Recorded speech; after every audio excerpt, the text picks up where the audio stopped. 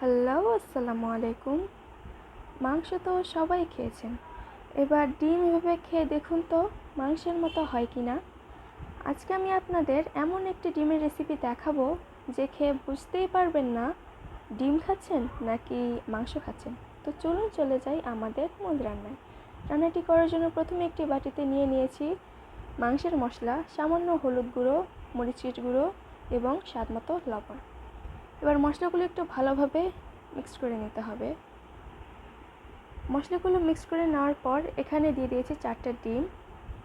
মশলার পরিমাণ বেশি হলে ডিমের পরিমাণও বেশি হবে এবং মশলার পরিমাণ কম হলে ডিমের পরিমাণও কম হবে। ডিমগুলো দেওয়ার পর একটু ভালোভাবে মিক্স করে নিতে হবে।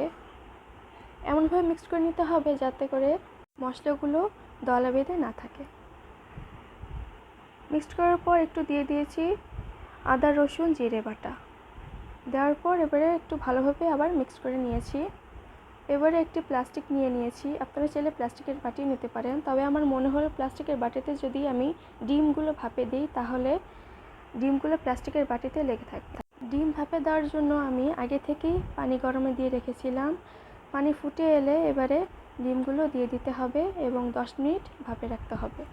10 মিনিট পর ডিমগুলো পুরোপুরি সিদ্ধ হয়ে যাবে। এবারে প্লাস্টিক থেকে বের করে কেটে নিতে হবে।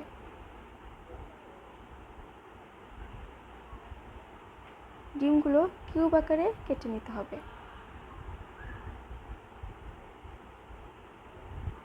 তো দেখতেই পাচ্ছেন আমার সবগুলো ডিম কেটে নেওয়া হয়ে গেছে। এভাবে কিউব করে কেটে নিতে হবে। এবারে একটি কড়াইয়ে দিয়ে দিয়েছি সামান্য পরিমাণ খাবার তেল, পেঁয়াজ কুচি। এবার একটু নেড়ে চেড়ে নিতে হবে। এবারে দিয়ে দিয়েছি সামান্য মাংসের মশলা দিয়ে আবার একটু নেড়ে চেড়ে নিতে হবে। এবারে দিয়ে দিয়েছি আদা রসুন জিরে বাটা, সামান্য পরিমাণ হলুদের গুঁড়ো, মরিচের গুঁড়ো এবং স্বাদমতো লবণ। এবারে আর একটু ভালোভাবে নেড়ে চেড়ে মিশিয়ে নিতে হবে।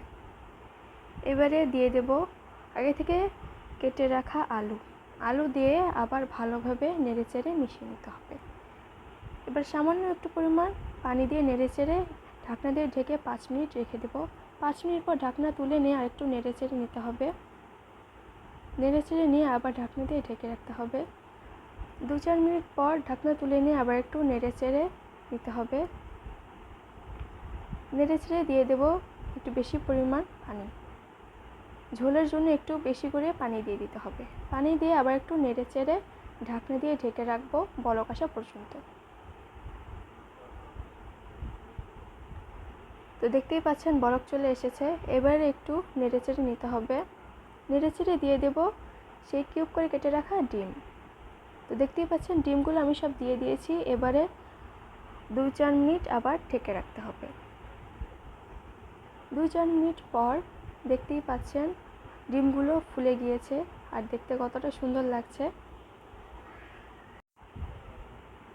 এ পর্যায়ে চুলাটা লো আঁচে রেখে একটু জাল করে নিতে হবে। তো এই হয়ে গেল আমাদের মাংসের স্বাদে ডিম।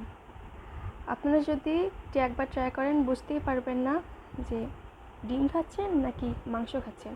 বাসায় যদি মাংস না থাকে তাহলে অবশ্যই ডিম দিয়ে এটা ট্রাই করবেন আর কমেন্টে জানাবেন কেমন লাগলো। আসসালামু আলাইকুম।